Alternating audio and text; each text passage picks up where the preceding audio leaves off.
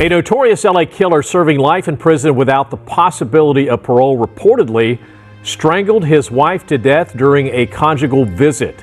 54-year-old David Brinson was convicted in the 1990 execution-style murders of 4 men in the Mid-Wilshire district.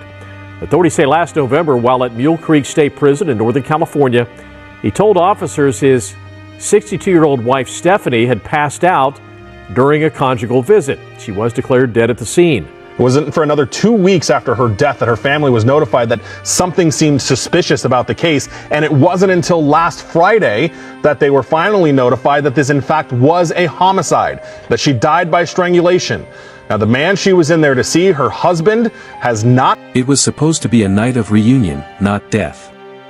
Behind the concrete walls of Mule Creek State Prison, the lights hummed faintly in the early hours of November 13, 2024. Beyond the razor wire and silent towers, in one of the prison's private family visit apartments, a call pierces the stillness of 2:04 a.m. A male voice, steady, eerily calm, tells the control room operator that his wife has just passed out. Guards rush toward the small, 2-room unit tucked at the edge of the facility grounds. When they push open the door, the air inside feels thick, suffocating. On the bed lies 62-year-old Stephanie Diane Brinson, motionless. Her husband, David Brinson, a convicted murderer serving life without parole, stands nearby. He tells officers she suddenly went limp during the night. But something feels wrong. Her body is cold, her neck marked by faint discoloration. The guards begin CPR, desperate, shouting for medical backup. Within minutes, paramedics flood the unit, their equipment piercing the silence with sharp beeps and mechanical hisses. But despite their efforts, Stephanie is gone. At 2:51 a.m., she is pronounced dead. As the fluorescent lights flicker above her lifeless body, one thing becomes painfully clear: this isn't just a medical emergency. It's a crime scene. Stephanie had entered Mule Creek alive, with a bag of clothes, some homemade food, and the hope of reconnecting with the man she still called her husband. Hours later, she left the prison in a coroner's van, zipped inside a black body bag. Outside, the world slept, unaware of the tragedy unfolding within those gray walls. But by sunrise, whispers began to spread. A woman had died inside a California prison while visiting her husband. The official story claimed it was sudden, unexpected. But within days, the truth would emerge, chilling and brutal. Stephanie hadn't simply passed out. She had been strangled.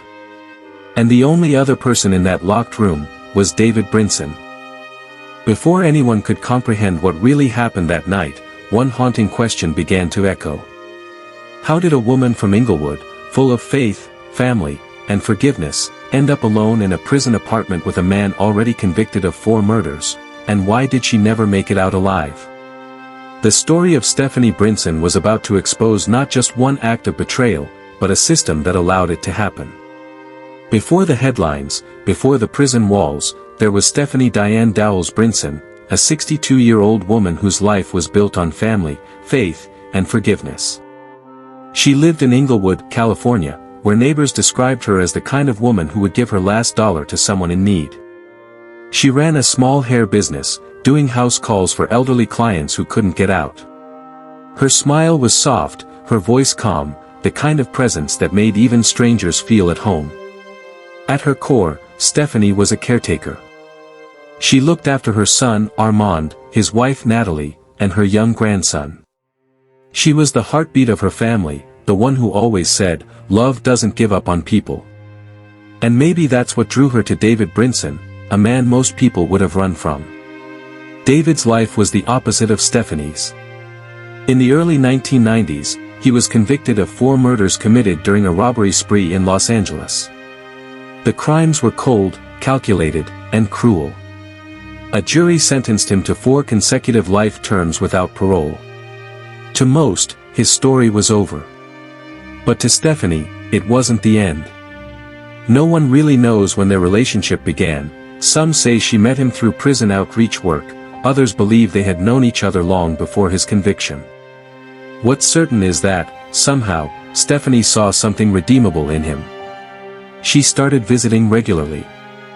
Letters turned into weekend trips to Mule Creek State Prison, a sprawling fortress about 2 hours east of San Francisco. And over time, her family noticed a change. She talked less about her own life, and more about his.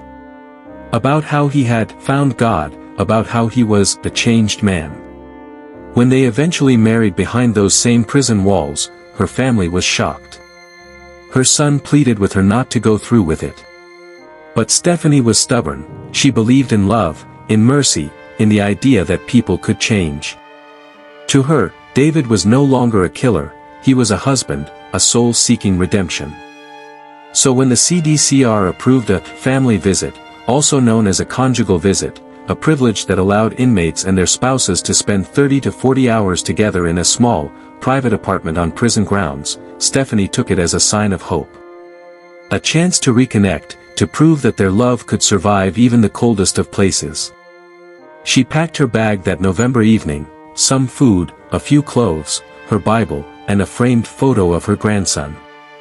Before she left, she told her family she'd be back soon. Her son remembers her last words, "I'll see you in 2 days." But she never did.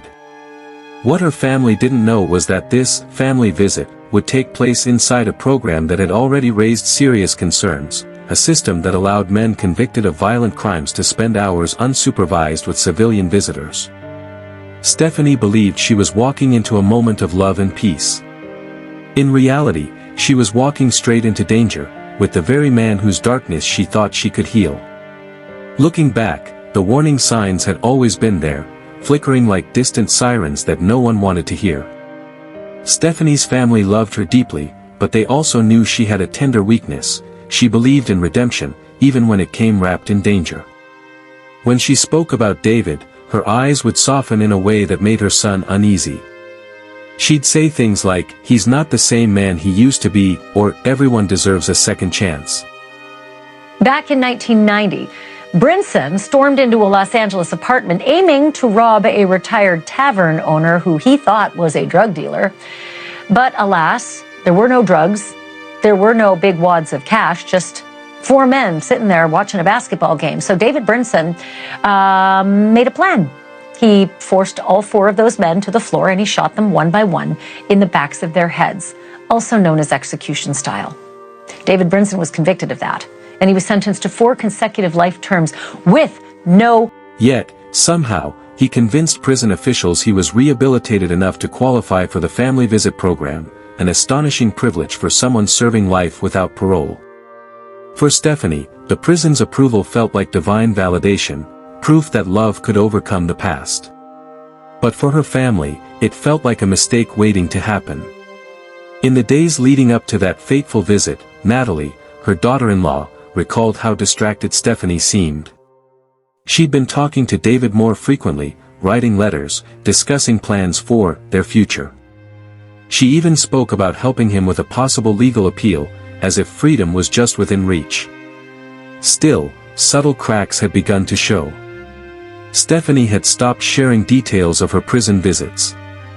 When her son asked how David was doing, she'd brush off the question, changing the subject.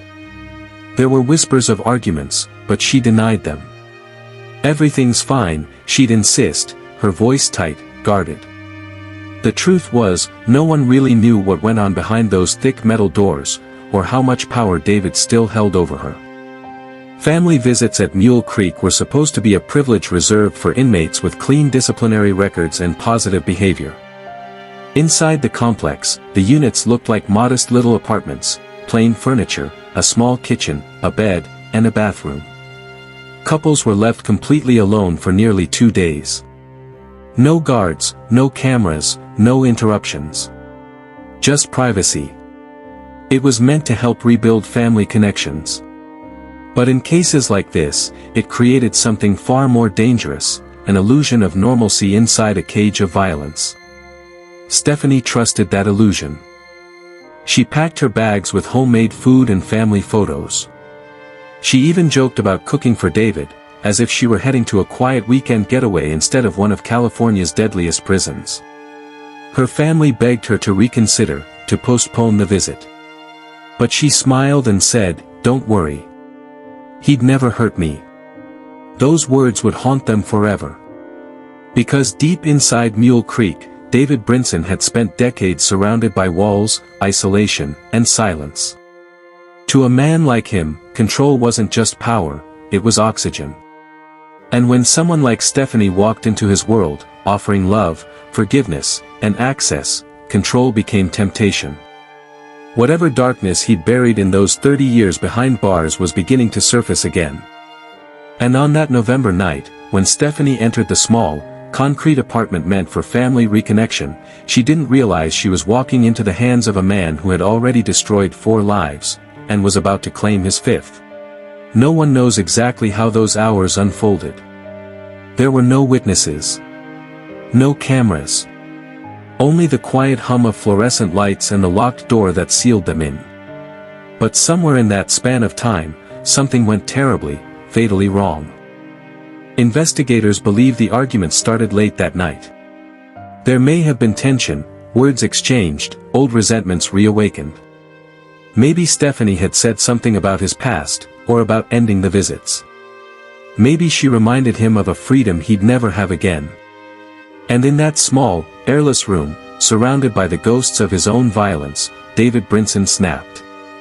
The evidence would later reveal what happened next: bruising around her neck, consistent with strangulation. No defensive wounds, no signs of struggle that could be heard through the walls.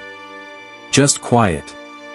A kind of silence that only follows after something irreversible. At 2:04 a.m., David picked up the phone in the corner of the unit. His voice was calm, too calm. He told the officer on duty that his wife had passed out. There was no panic, no tremor, no plea for help. Just cold words through a static line. When officers arrived minutes later, they found Stephanie lying on the bed, motionless. Her body was pale, lips slightly blue. David stood a few feet away, arms folded, saying she had just stopped breathing. But the marks on her neck told a different story, one the paramedics would later confirm as they worked desperately to revive her. They tried for nearly 40 minutes. CPR. Defibrillation. Oxygen. But there was no bringing her back. At 2:51 a.m., Stephanie Diane Brinson was pronounced dead. The coroner's van arrived quietly, its headlights cutting through the darkness of the prison yard. Staff watched in silence as her body, zipped inside a black bag, was wheeled out of the same gate she had walked through just a day earlier. Outside, the world still slept. Her son and grandson had no idea that the woman who had kissed them goodbye hours before was now gone forever. In the records of Mule Creek State Prison, her death was logged simply as, visitor, unresponsive. Pronounced deceased. But within days, the truth would come out. The autopsy revealed bruising consistent with strangulation, a clear homicide. And the man responsible was already behind bars. Yet even from inside those walls, he had managed to kill again. Stephanie's visit was meant to bring love and closure. Instead, it became her execution. In the hours after Stephanie's death, confusion rippled through Mule Creek State Prison like a wave no one wanted to acknowledge. Officials quickly sealed the family visit unit and began their reports. David Brinson was escorted out in handcuffs, but not charged, not yet. He told officers the same thing he said on the phone: she just passed out. To some, it sounded like shock. To some, it sounded like shock. But to others, it sounded rehearsed. The paramedics who responded that night were the first to sense something wasn't right. Stephanie's body showed the telltale signs: faint ligature marks around her neck, the kind of bruising that doesn't happen by accident. When the Amador County Sheriff's Office took over, they immediately ordered a full forensic autopsy. Inside the sterile walls of the coroner's office, under the bright hum of examination lights, the truth began to speak for itself. Stephanie hadn't suffered a stroke or a heart attack. She had been strangled, the pressure applied long enough to silence her completely. But why? Investigators began dissecting the 30-hour visit, piecing together every possible clue. They looked at the logs, the visitor's entry records, and the phone call David made at 2:04 a.m. His tone during the call, described as composed and emotionless, immediately raised suspicions. When detectives interviewed him later, his story began to shift. He first said she fainted while they were talking. Then he said he found her already unconscious in bed.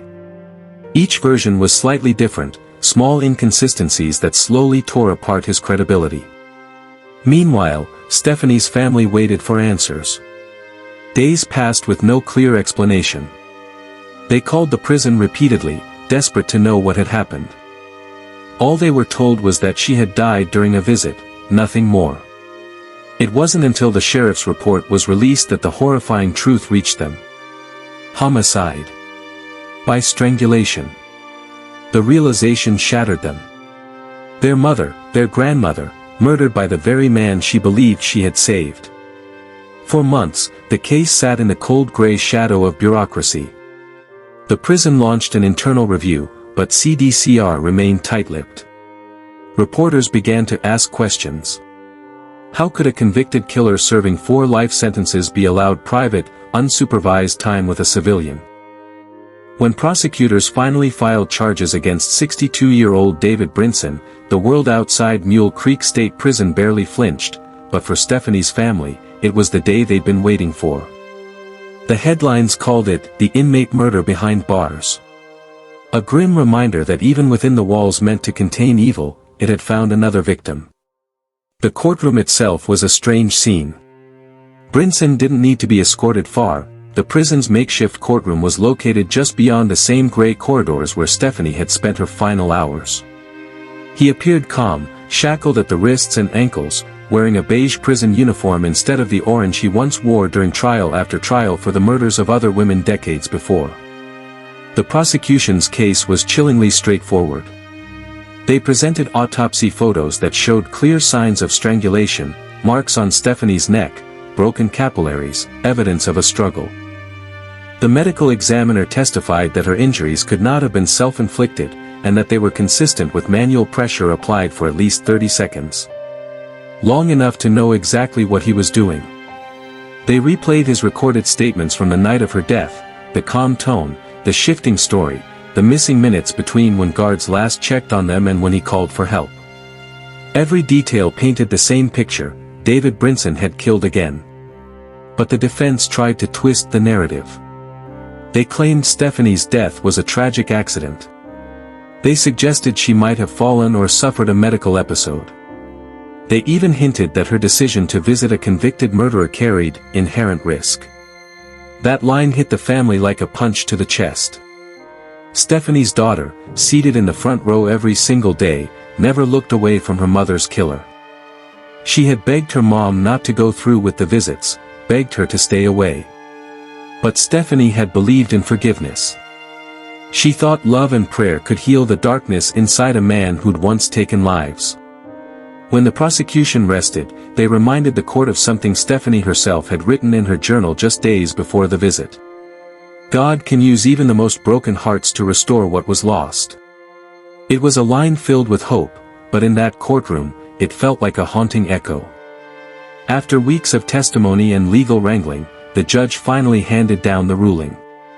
David Brinson was found guilty of murder in the death of his wife, Stephanie Brinson, and sentenced to life in prison without the possibility of parole, stacked on top of his existing 4 life sentences. There was no gasp in the courtroom, no celebration. Just silence, heavy, final, and suffocating. Justice had been served, but it didn't bring her back. When the gavel fell, Stephanie's daughter wept quietly into her hands. Her brother stood behind her, staring blankly ahead. The man responsible didn't flinch. He looked almost serene, as if the verdict meant nothing at all. Because for David Brinson, life behind bars was nothing new. But for the family, this was the first day they could finally begin to grieve without waiting for the next phone call, the next lie, the next horror. The system had caught up to him, but it had done so far too late. Stephanie's compassion had been her downfall, and now the justice system could only write her name on another case file in a long, bloody legacy. In the weeks following the verdict, Stephanie Brinson's hometown in California became a place frozen between heartbreak and disbelief. At her funeral, the church overflowed. Family, neighbors, and even strangers came to honor a woman whose only crime was believing that people could change. A framed photo of Stephanie sat at the front, her warm smile radiating from beneath soft curls, eyes full of the kind of hope that once lit up entire rooms. But beneath that image was a truth that haunted everyone there. That same hope had led her into the arms of a monster. Her children stood together, holding hands, surrounded by flowers and photographs from happier years. To them, she wasn't just another true crime headline. She was Mom, the woman who prayed for everyone, even those who didn't deserve it. The woman who mailed birthday cards to inmates because she believed no soul was too lost to be found. But that faith had been betrayed in the most unforgivable way. In interviews, her daughter spoke softly, her voice trembling. She always saw the good in people, even when the rest of us couldn't. I just wish she'd seen the danger too. As the months passed, her story began to spread, not through sensational headlines, but through quiet whispers of warning. Churches, women's groups, and support networks began using her name to remind others of a painful truth: compassion without boundaries can be deadly. And yet, even in tragedy, Stephanie's legacy wasn't only about her death. It was also about her heart, the rare, unshakable faith that somehow refused to die even in the face of pure evil. Her family keeps that part of her alive. They've spoken publicly about forgiveness, not for Brinson's sake, but for their own. They've said they refuse to let hatred take root where her love once grew. But every time they drive past Mule Creek State Prison, the silhouette of the facility against the California sky serves as a brutal reminder: some darkness cannot be redeemed. In the end, Stephanie Brinson's story is not just about murder, it's about the price of mercy, the risk of loving too deeply, and the fragile line between faith and danger. Her name joins a growing list of women who believed in the power of change, only to become victims of the same hope they carried. And somewhere, inside a cold, dim cell, the man who took her life continues to breathe, while hers was stolen for believing his could be saved. Because in the end, sometimes evil doesn't hide in the shadows. Sometimes, it smiles right back at you. If you were Stephanie, would you have believed he could change? Or would you have walked away? This is Fatal Whispers. If you were moved by this story, take a moment to like this video, share it with others, and subscribe for more haunting true crime stories where every whisper hides a truth that should never be forgotten. And remember, every whisper tells a story.